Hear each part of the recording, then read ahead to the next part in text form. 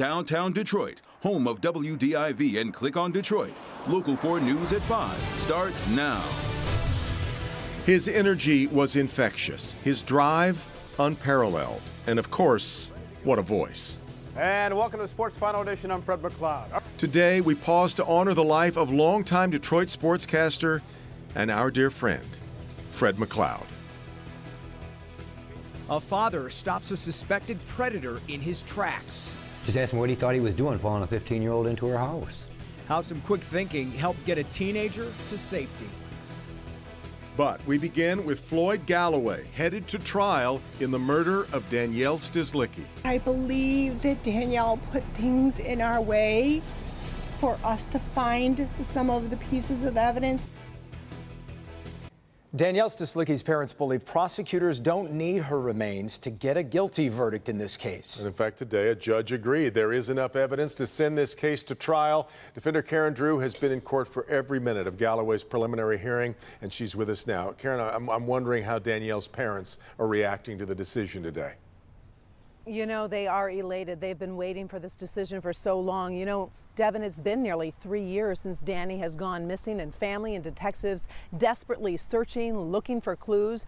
At some point, they thought this would not go to trial, but that all changed today.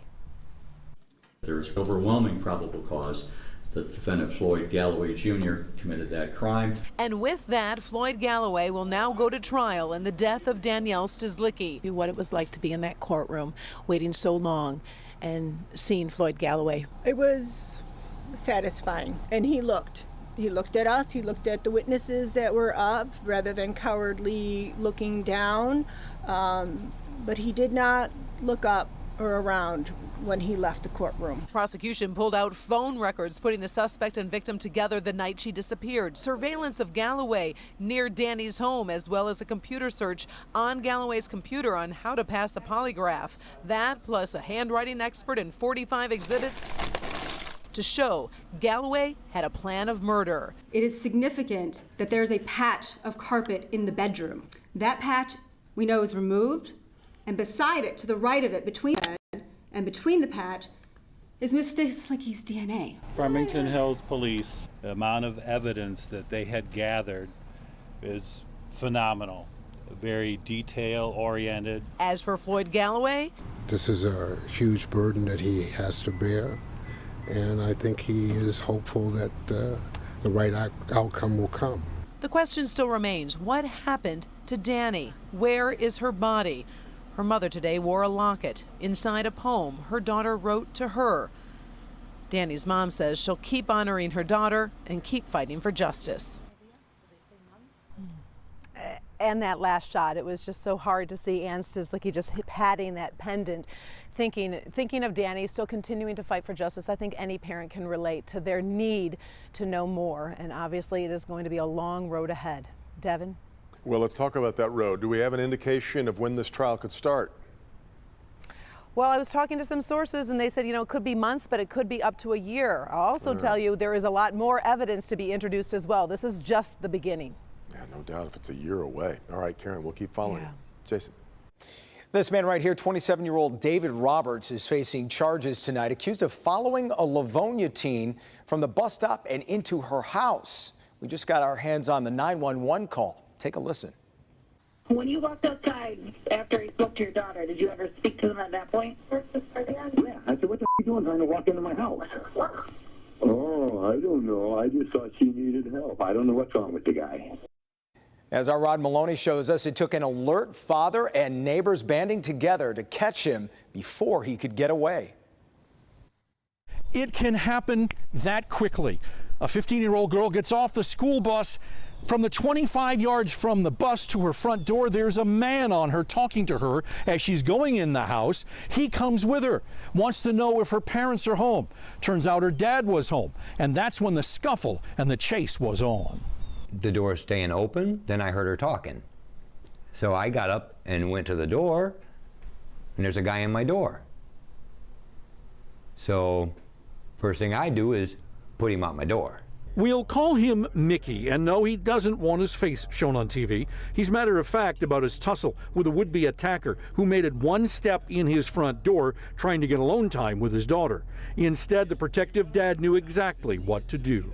He was trying to run away. I grabbed him by the hair and tried to get my hand around his throat. I ended up with his shirt, and he was rolling like a crocodile and ended up ripping his shirt, and he got up and started running. That's when Mickey, his 19-year-old son who'd been sleeping in the other room, and other neighbors out because it was school pickup time, went to work, calling each other on cell phones and then calling the police, finding this would-be attacker. He moved pretty quick. He was over fences like you couldn't believe. And then once we had people set up on the next block, and I was set up on this block with my older son, you know, he was trapped. He couldn't get out. And then I just seen police coming over fences. Mickey tells us he recognized the man was troubled, and he hopes he gets the help he needs now. This could have been very much worse. This is a best-case scenario. Indeed it is. Roberts is from Lavonia, apparently has family in the neighborhood. He's charged with breaking and entering and assaulting a police officer. His bond is set at $100,000 or 10%, and it would appear that he still remains behind bars tonight. Reporting live, Rod Maloney, Local 4. All right, Rod. Now to the forecast, and as the saying goes, what difference a day makes. Yeah, I think that sound you heard around Metro Detroit were air conditioners all clicking back on, although some storms to track out there. Andrew's in for Ben tonight. Hey, Andrew. Hey to both of you, and yes, those air conditioners will still be buzzing this evening because it remains warm and muggy. Not much in the way of showers right now, maybe a couple here right around Onstead and far to the south and west.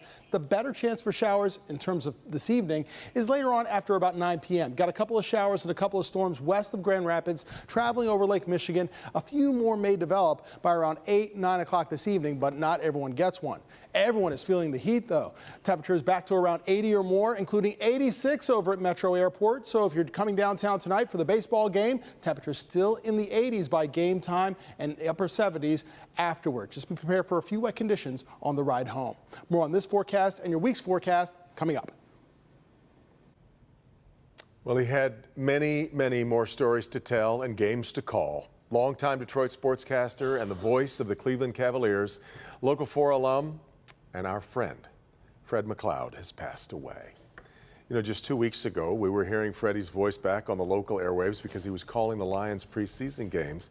But tonight, that voice has suddenly been silenced by a heart attack. Yeah, and Bernie joins us now. And Bernie, obviously, you were great friends with Fred, and it was just a shock to everybody today. Yeah, I think everybody's a little numb in this building, that's for sure. But the one thing about Fred McLeod is he loves sports. He just loved sports, and he loved being a sportscaster. And if you've been around this area, you know he did play-by-play for the Pistons, for the Lions. He even did some Tiger spring training games. Heck, if they'd offered him the chance, he'd have done Red Wings games, and he'd done well in that and not missed a beat.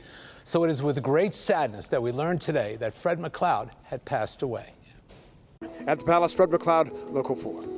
There is only one way to describe Fred McLeod. He is what's known in the business as a pro's pro. Always prepared to the maximum for any sporting event he does. You might remember he did play-by-play of the Pistons from 1984 until 2006. Hamilton rises, hits it!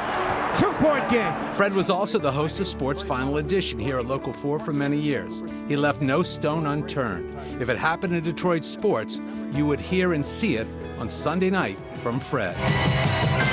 And welcome to Sports Final Edition. I'm Fred McLeod. Fred worked here at Local 4 from 1990 until he left for Cleveland 16 years later. When Fred was on, he was on. He could anchor and he could report with the best of them. Like the night he spoke to Scott Mitchell, the Lions quarterback, at the Lions Halloween party in 1995. I'm on a diet right now. I'm on a diet. Whatever, it's a seafood diet, right? Whatever I see, I eat food. I'm a big buck, you know, the target's on me. I'm out there. I want to apologize for pulling my quarterback. I shouldn't have done it.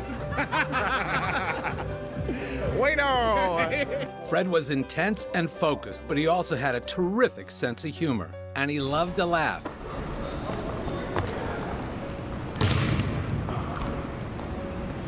You only shoot misses. Even if it was at his own expense.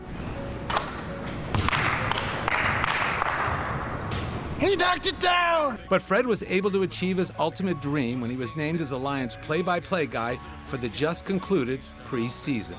Again, there was no event he couldn't handle. Good evening, everybody. I'm Fred McLeod. Fred spent the past 13 years as the voice of the Cleveland Cavaliers, and his love of sports came through every night with every broadcast. And the night the Cavaliers won their first NBA championship, well, Fred McLeod was Fred McLeod.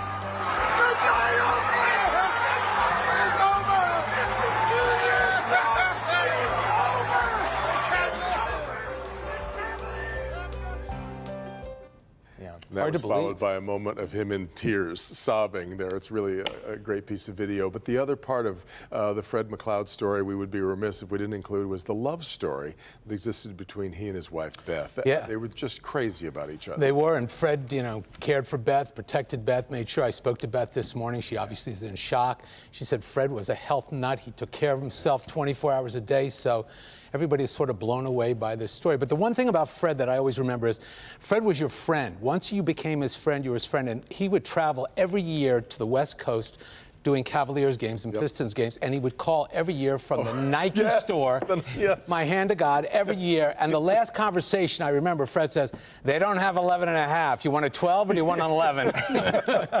And we always, and he would FaceTime with him. Yeah, he would take orders from he would. He would take shots. Oh, it was really So it was really, it's what a loss. Just, it's really heartbreaking. And he really, 67 years old, which of course is way too young, but he seemed so much younger than that. He had such verve, and he really was, because he was an athlete before, a college athlete, played baseball back in the day, but so attentive to his health and to his fitness all the time. But I also think he got to do the one thing he never thought he was going to do, and that was the Lions games. Oh, yeah. And doing football, NFL football. And I think that was a drive, and he obtained it. I mean, he made it. Fred was a pro. I mean, he never left a stone unturned. A great mentor. I was going to say, as a young sportscaster, you got a chance to be around him, and he kind of mentored you a little bit. In one moment, holding the camera when his son Sean won the state baseball championship, we ran out there and held the camera for him while he was a proud dad and a sportscaster in the same moment. It was really something to see. Could pull it off, of course. So tonight, our hearts are with, as I mentioned, the love of his life, Beth McLeod, his daughters Jenna and Molly, his son Sean, who we were just talking about, and his beloved grandchildren. Fred McLeod was just 67, and he is going to be missed by all of us. Till then, thank you for staying up with us. Good night.